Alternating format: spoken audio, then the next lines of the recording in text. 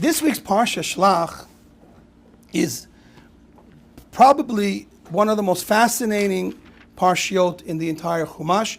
It has within it one of the most mind-blowing stories, which is the story of the spies. Okay? Basically, when I look at the story of the spies, I'm left with a question that I think everybody has to ask themselves. It almost seems insane what's going on. The Jewish people in Egypt experience miracles, 10 plagues against their enemies. Okay? The Yetziat Mitzrayim itself was incredible. The splitting of the sea, the idea of a pillar of fire and a cloud by day and a fire by night, the experience of Matan Torah, the heavens opened up. The miracles that followed them in the desert, they lived in a walled-off Astoria in the desert. Their clothing was pressed for them, the ground was smoothened for them. They had everything. They had food from heaven. Can you imagine? Food from heaven. They were angelic. They had miracles that they saw on a constant basis. Hashem showed them that I'm here and I'm with you. Hashem left all the worlds, all the upper worlds, and said, I choose to be with you in the desert. You, my people. The love he showed us, the strength he showed us, the protection. It's unbelievable. It's unbelievable. We hear the stories and it's almost like it's impossible, but it happened. So the question is this. We saw unbelievable miracles, including this unbelievable 24-hour-a-day, 7-day-a-week miracle that Hashem never leaves us. How could it be that when we're asked to go into Israel now, finally, it's in the end of the second year, we get all nervous. Well, I don't know. Who's there? Are the people strong? How are we going to attack them? Why are we full of doubt? Why are we full of questions? It doesn't make any sense. It makes zero sense. After what we experienced for 2 years, plus the whole time we were in the desert, we should be saying, in Egypt, we should be saying, what's the difference? Hashem will take care of it. So where was our faith? Where was our emunah? How did we give up hope on God after all he showed us? It doesn't make any sense. It's a non-starter. You can't get past this. It's like the question of the entire Chumash, in my opinion. Okay. With that said, let's go look at the story. You're going to see it even gets crazier than this. So in the story, after we ask to go check out the land, so Moshe we pick 12 leaders and we send them in, and they come in, they go in, they look at the land, they come back. 10 of the 12 leaders, we're talking about 10 of the greatest tzaddikim, 10 of the most righteous, spiritually strong leaders, the people that were responsible for all of Israel, 10 of them, 10 of the best, 10 of our best, come back, weakened, brokenhearted, with no faith, and tell the entire Jewish people, we can't do it. We can't do it. They are stronger than us. They are chazak mimenu. They are stronger than us. We can't do it. Right? Our greatest warriors, our greatest leaders gave up hope. So what do you think everyone's going to do? They're going to give up hope. What did they say? The words were, the people in Canaan, are too strong for us. So there was no one there that had any sense? No one there? They all ate the same grain that we talked about? They all went a bit meshugana? Nobody had any sense? I bet someone is going to answer the question.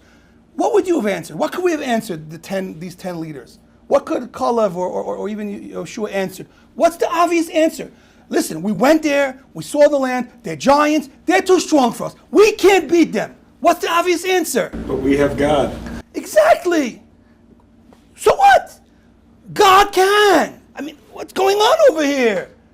Okay, we can't do it. Well, what did we do till now? Nothing. So God will do it. It doesn't make any sense. What kind of an argument did they present? And what did the people do? The entire Jewish nation that all witnessed everything I explained to you and more. What did they answer?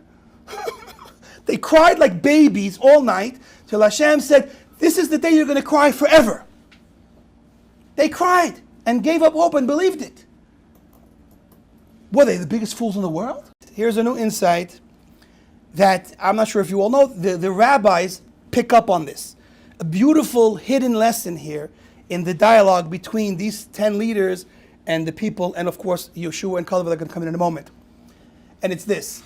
The word chazak mimenu means stronger than us. Right? Mimenu. Mimenu means us. Stronger than us.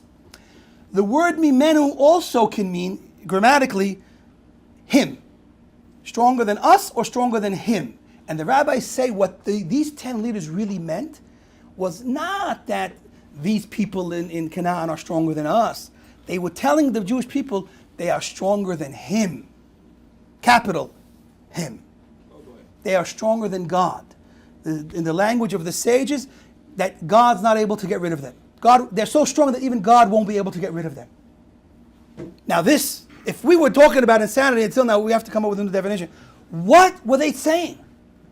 They actually said, according to this Chazal in the Gemara, that they are, the people in the land, are chazak mimenu, stronger than him. And what did the people say? Didn't say, you guys are crazy. What are you talking about stronger than him? Nobody's stronger than him. Right? No. They cried, and that was the end of it. They all gave up hope. So we're stuck. I don't know if there's a solution to such a problem. How do we resolve? How do we even begin to understand that the nation that saw God face to face, Moshe saw face to face, but God opened up the heavens and showed the entire people, here I am, I'm real, I'm here, and I'll never leave you.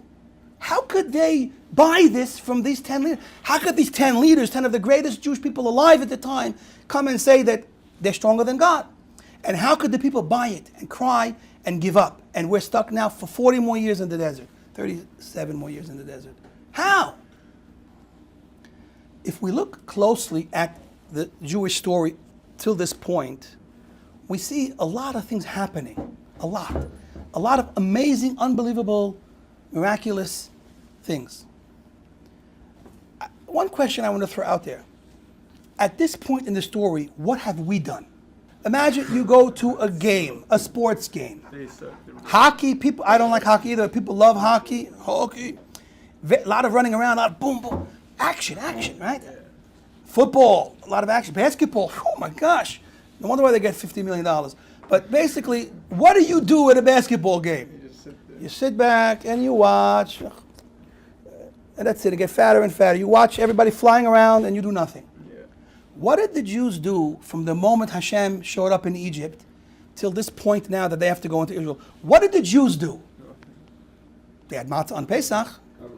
Hashem held their hand the whole time. That's it. They sat back and watched Hashem do miracles. That was all they experienced to this point. What did they do? Nothing. I'm not insulting them. They weren't asking anything. They didn't do anything. Hashem did everything. The Torah even says it. The Torah says, Hashem tells the Jews through Moshe, you guys stand back and watch. I'm going to fight for you. At Kriyat Yam Suf, Hashem actually says, don't do nothing. You stand back on the side. I'm going to fight for you. I'm going to do it for you. And that's what Hashem did the whole time. It says he carried us like on the wings of an eagle. He took care of us. He carried us. He did everything for us. It was all Hashem. We were passive. We did nothing. What were the Jews expecting now? What did they think was lying ahead for them? Okay, it brings us back to the beginning of the story. Why did they want to go spy out the land? Why did they spy out? What were they looking to see? What were they evaluating? You see from the entire dialogue, they were evaluating how they should proceed with a military attack. So you see something different over here. See, until now, they did nothing. Now they understand they're going into a country and they're going to have to take over that country. They're going to have to fight military battles against each of these nations and conquer Israel. Conquer Canaan and turn it into Israel. This is something new. This is something that the Jews never were asked to do yet. This is not part of their story yet. It's a new thing. Now we can hopefully appreciate and bring an answer to our question. If Hashem said, guys, sit back, relax, I'm going to send a ball of fire, it's going to wipe out all your enemies, and then go in and live happily ever after, would we have been afraid? No. Of course not. But that's not what was said. Whether it was true or not, at least we see that they were under the impression that they were going to have to go in with weapons, with their bare hands, with their energy, with their courage, and fight a people that were more numerous than them, stronger than them, better trained in military, fortified cities. Now that's intimidating. I don't care how much faith you have. If you are thrown in one of these very intense jails and you find out that 20 guys want a piece of you, I don't know what kind of faith you have. How are you going to deal with that? You're not going to deal with it. You're going to cry like a... It's not easy to face. Okay? So no matter what you do, we could talk all day and theorize. And how could the Jews not have it? if we were in their shoes, we would have been very afraid. Okay, so, and that's the answer. The answer is ultimately, they were being asked to do something new. They were being asked to go in and fight on their own for this victory. And that's scary. And now we can start to appreciate the dialogue between them. And it works like this. When they said that they are chazak mimenu, that the people in there are stronger than him and us, so the whole thing doesn't make any sense, right? On a basic level, if we understand both of the interpretations, we still get stuck. They're stronger than us, great, but we have Hashem. No, they're stronger than Hashem also. So if they're stronger than Hashem, what are you talking about us for? If they're stronger than Hashem, then I'm stronger than us. So the answer lies in the method of teaching that this is. This is a special method of teaching that tells me, don't read the word that's written, but rather read an alternative word. And we have to appreciate what that means. And that's what's going on here. The Torah is saying something deep. It's hiding something from us, but it wants to show it to us ultimately. And it's saying like this. If you read the regular story, it's simple. The people, the spies, these 10 leaders said that the people of Canaan are stronger than us. And that's normal. But it's written, and don't read it us, read it him. They really were saying that the people of Canaan are stronger than God. Okay? And that's the problem that we had. But now we can appreciate what's going on. They weren't saying that the people of Canaan were stronger than God by himself. What they were saying is this. If you put the two words together, they were saying that the people of Canaan are stronger than God and us together. That's what they were saying. That's also problematic. Right? So what does that mean? It means this.